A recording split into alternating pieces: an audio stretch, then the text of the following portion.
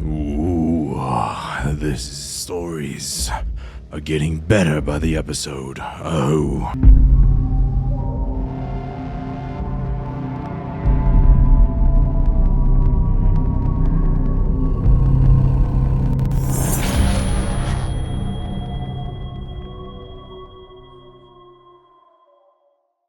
Not educated auto the internet. Welcome back to another episode of Shanclen Shadow Productions. Now, before we get started, be sure to like, share, and subscribe if you are enjoying the content here at Shanclen Shadow Productions.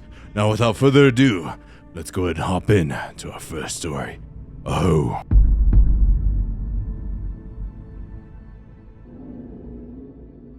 Hello, Shanclen. I've been following your channel for some time now, and I'm always inspired by the way your beliefs, culture, and actions have helped so many people. Thank you for sharing your experiences and the stories of others.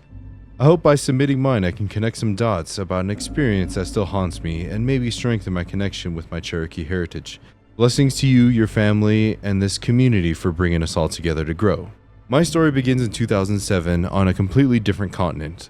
I was about to turn 13, and because of my family's connection to our church, we went abroad for mission work. We ended up in Rwanda, a country that only 13 years earlier, the year I was born, had endured one of the most fastest and most brutal genocides in modern history. Though I was young, I had studied the history and understood, at least in part, what happened there. The trip was surreal, my first time outside the United States. But it was something that happened on one of the final days that would have stayed with me forever. I had returned to the capital before our flight home, and spent the day walking through the city, exploring the markets and historic sites. Up to that point, I hadn't seen much tied directly to the genocide. Rwanda was rebuilt and only a few memorials preserved. As I walked down a hill with a road on my left and the schoolyard sloping down to my right, I noticed children in uniforms sitting on blankets, laughing and playing. The city bustled all around me, but suddenly I felt the air shift as if I had stepped into a freezer. My hair stood on end. That's when I saw her. Down the slope, a young girl lay in the grass. She wore the same uniform as the others, her hair cut close to her scalp, but her body moved strangely, twitching like she was seizing. Her eyes were rolled back, glazed over, and her uniform looked soaked with blood. It was as though someone had struck her in the head. The look in her eyes still chills me. Though I didn't think she was truly seeing me, I froze on the sidewalk, pale as paper. My parents, who were ahead, turned and they noticed I wasn't following. I pointed down the hill, but when I looked back, she was gone. No girl, no blood, not even the grass disturbed. I wanted to shout, to run down and help if she was real, but there was nothing. Shaken, I followed my parents' silence. That vision was only the beginning. Later that day, we visited several genocide memorials. I wanted to stay behind, but I couldn't. The first sight felt wrong from the moment I stepped inside. Preserved within were clothing, children's toys, weapons, and a row of skulls, 10 deep on the steel shelves, many still showing the wounds that killed them. I only looked once.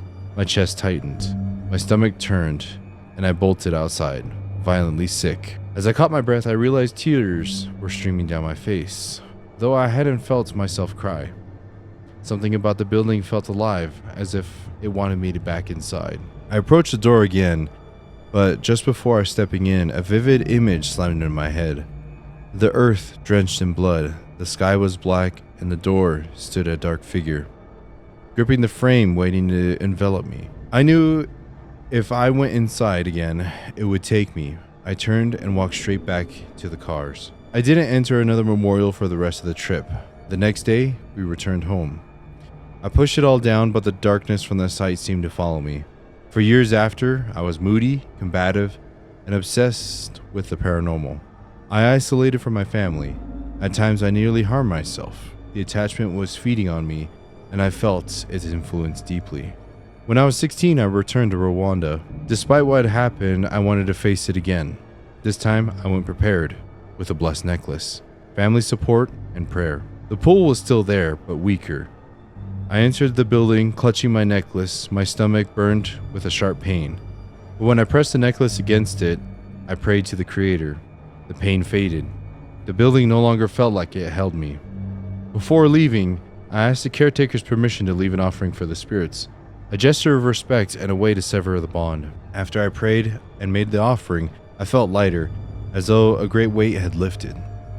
A blessing from the local priest sealed it, and I truly felt the attachment break.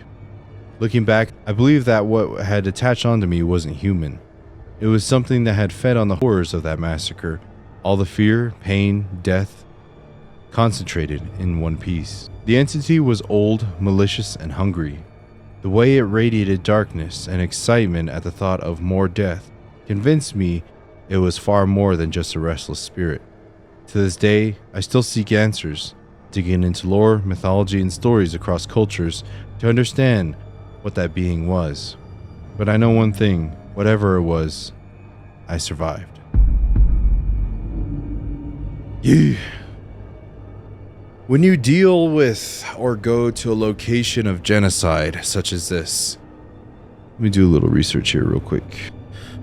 So just did a little bit of research here on the Rwandan genocide here and what you're referring to. And this one right here, I'm surprised I haven't heard of this one. From what I'm seeing, it says it was a 100-day massacre, pretty much warfare and genocide. Reports state that there was 1 million people that were killed, but most scholarly estimates suggest between 500 and 800,000 people died. And yeah, a lot more crazy, wild stuff happened in that time frame too. Darker, crazy things that most times create some of the darkest spirits that you can think of when it comes to genocide, when it comes to killing of people, whether they be innocent or deserving. Death on that magnitude brings death. And with that hatred, with fear, with sadness and scaredness, hopelessness, and so many other emotions that you can imagine, you feel those people's last moments like that. It's very, very deep when it comes to the emotions like that. And sometimes just actions like this alone, they bring wolves of darkness, evil darkness. And sometimes evil and darkness can be created too as well. Now, when it comes to remembrance of certain places, it's always good to be able to bless the area, especially after a huge loss of life like that. And it becomes a permanent scar in the earth. It becomes a permanent scar in the spiritual world in those locations like that. And whenever you have a place of remembrance of an occasion like that, you always have to bless it. And like how you said, there was a priest on your story. Well, first of all, let me say thank you for submitting this story. I forgot to say that, but I was really interested in this one. It can create spirits, like I mentioned, of darkness and evil. And when you have places of remembrance like this, there's a certain form of sadness, grief that comes about to remember those people. Now, for us, whenever we remember people, we never have their remains there, but this is of a different culture, different continent, different country, and belief system. So I'm not going to say, having their skulls or anything like that is bad, because that may be part of their culture. You just kind of have to respect it. But when you ran into or saw that child there that was a ghost, maybe that might have been a test.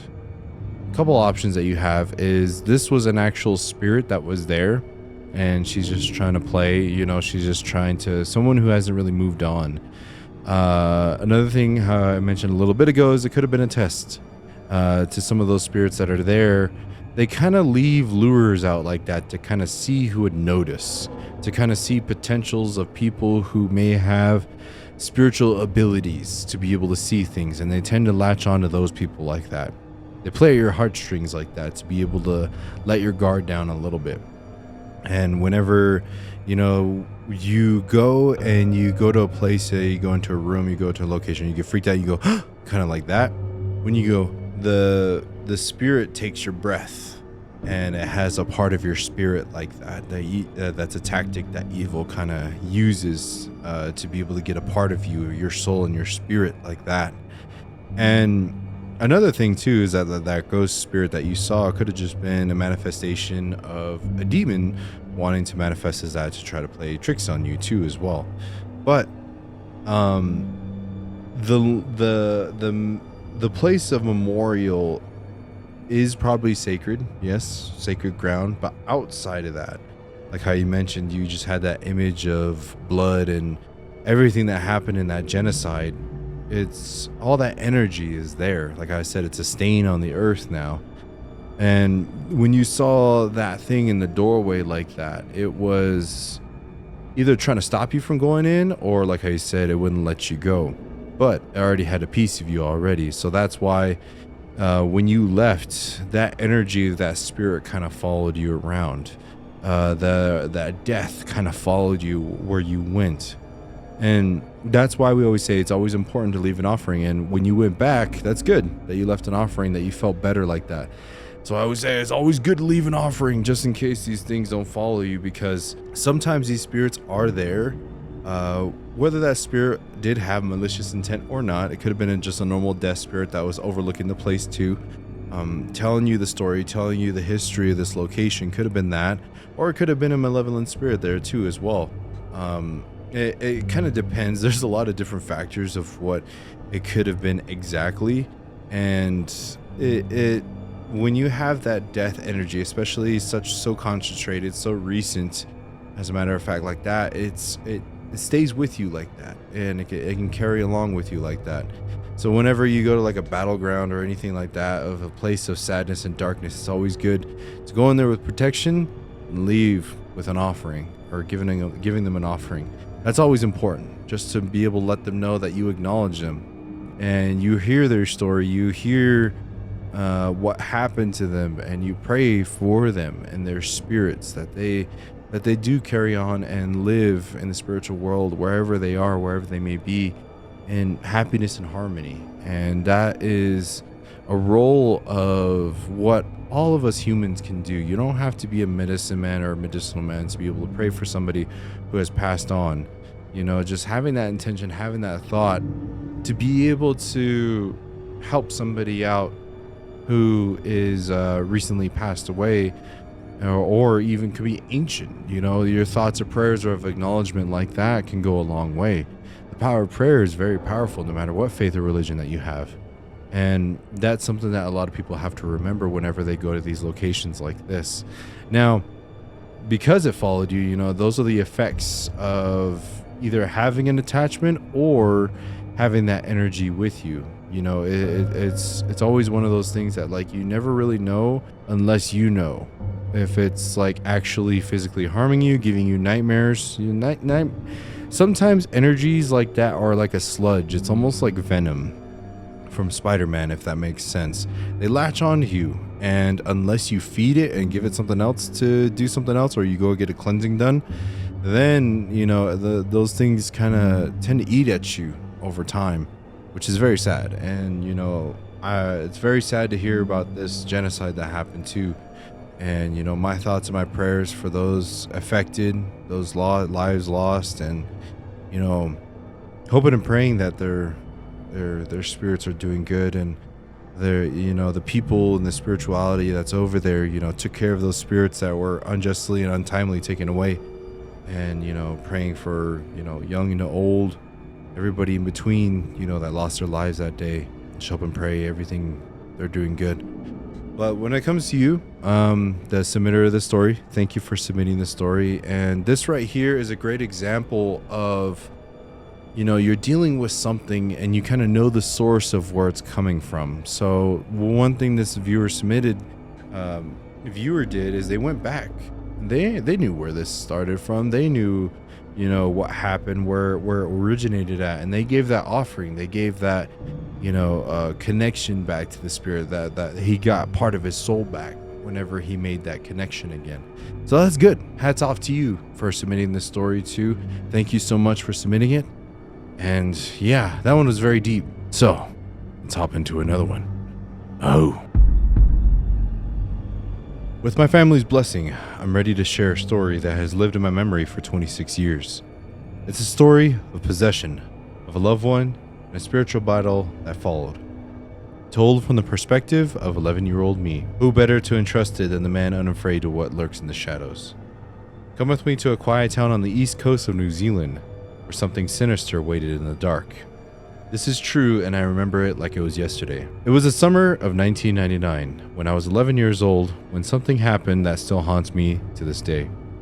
My cousin, then in her late teens and early 20s, fell in with the wrong crowd, people who practiced the dark arts. The very things my grandparents had warned us never to touch. One night they hung out in the old cemetery. She should have known better. We all know better. In our culture, you do not play around the dead, ever. Same with us. But after that night, she wasn't herself anymore. I first noticed the change in town. I saw her car parked and I ran up, ready to greet her. But when she slowly lifted her head, the eyes that met mine were not hers. Something else looked at me through her face, a presence. It twisted her features into a grimace, and then let out a laugh that dripped with pure malice.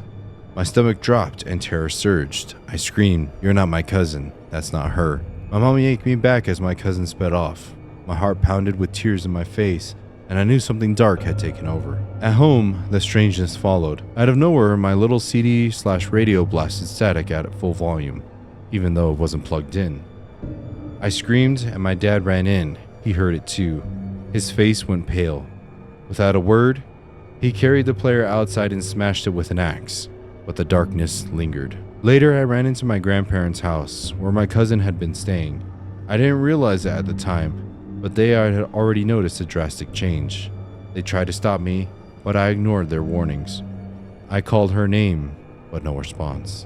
And then I saw her. She was dragging herself across the floor on her belly like a snake. Her voice hissed unhumanly. The same terrible eyes locked onto mine. She let out a guttural scream that rattled my bones.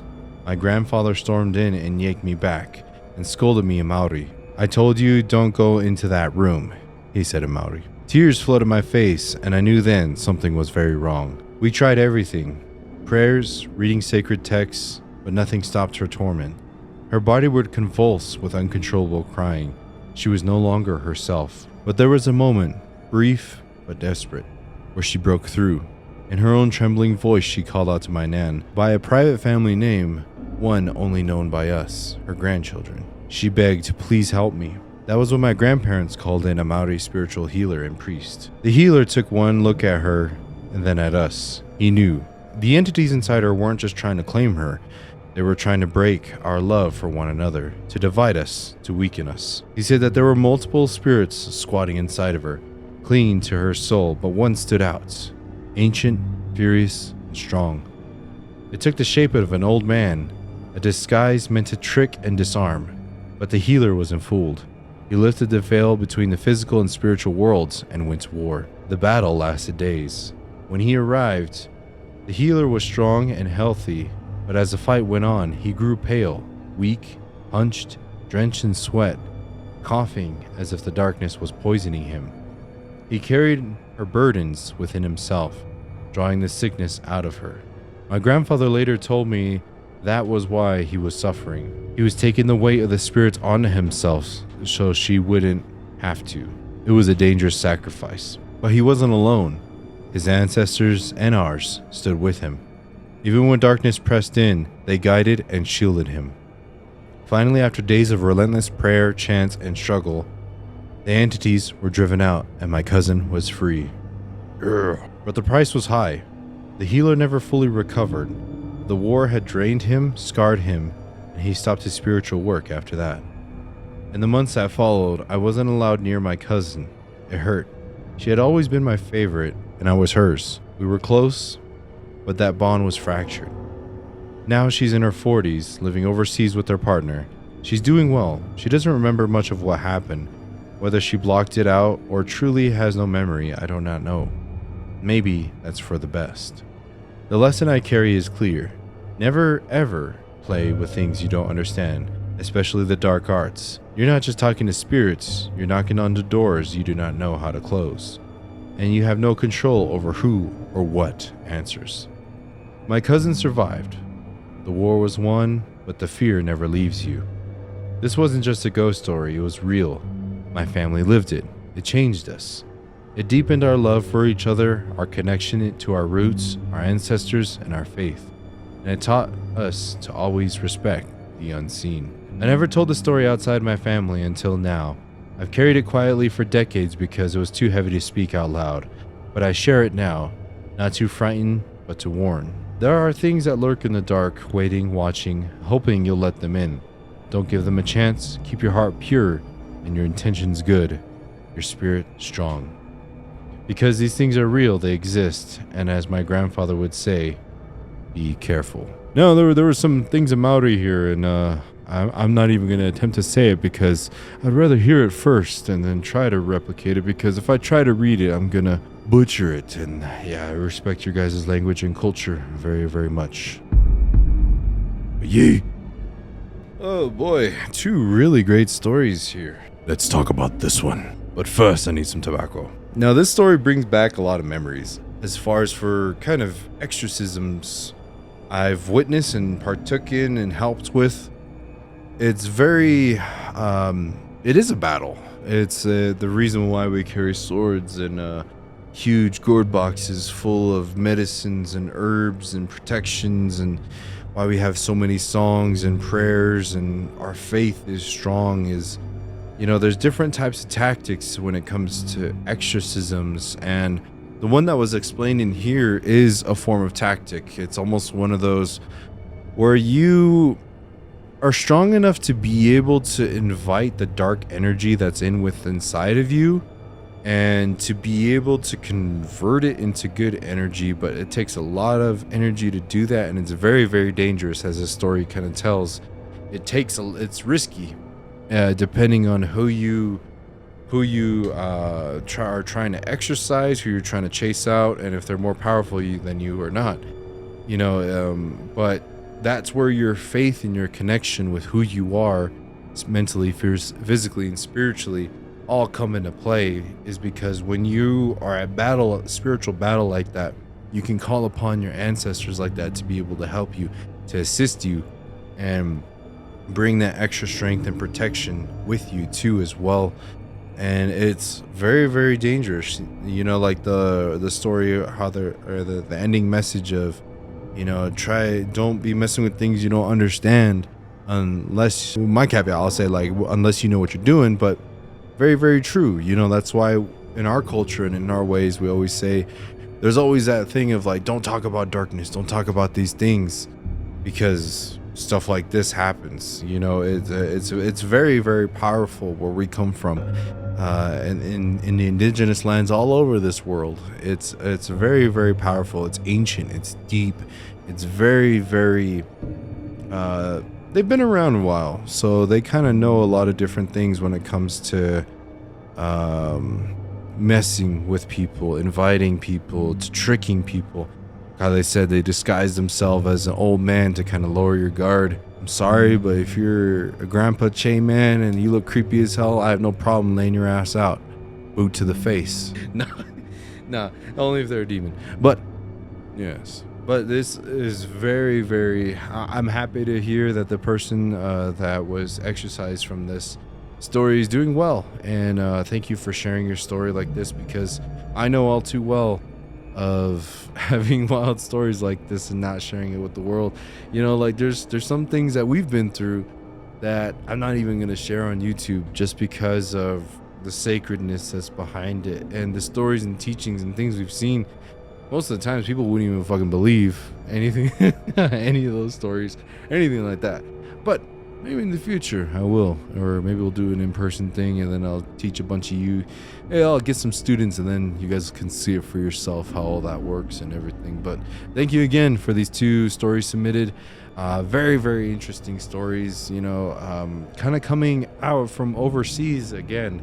But I may not know exactly what these spirits are or their names, but the tactics they use as far as for evil, there are similarities in cultures when it comes to that.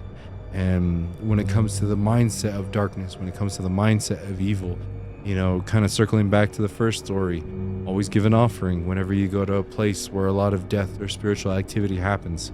Second story, don't be messing with things you don't understand, and always be careful who you have around you too in your circle. Only people walk in beauty and holiness. Yeah, you need some spiritual warriors as friends. Yeah.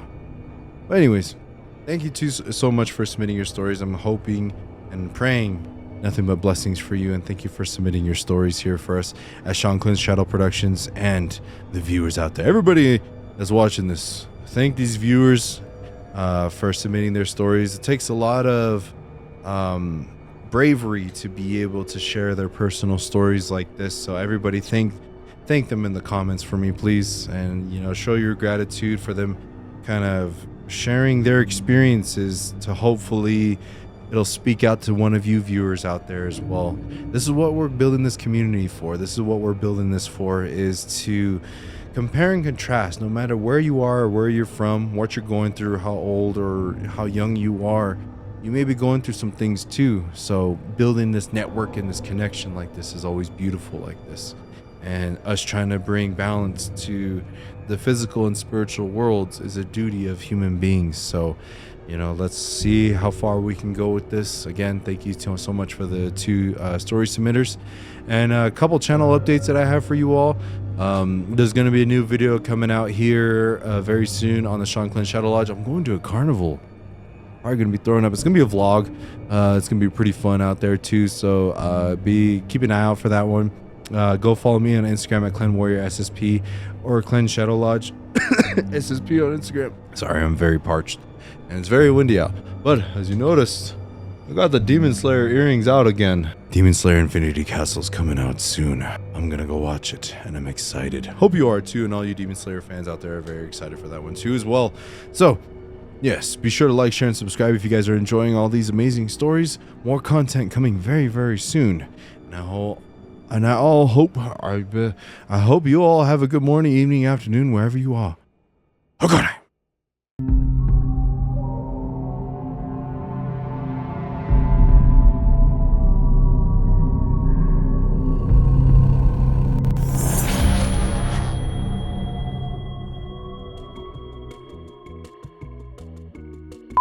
When is it gonna cool down? It's still freaking hot. Those are good stories. Yeah, it's just, they brought back a lot of memories, man. But thank you. I said thank you like 6 or 7 times, but thank you again. You know, everybody in the comments, thank him. Show your appreciation. And yeah, let's get this edited up. Audio clap.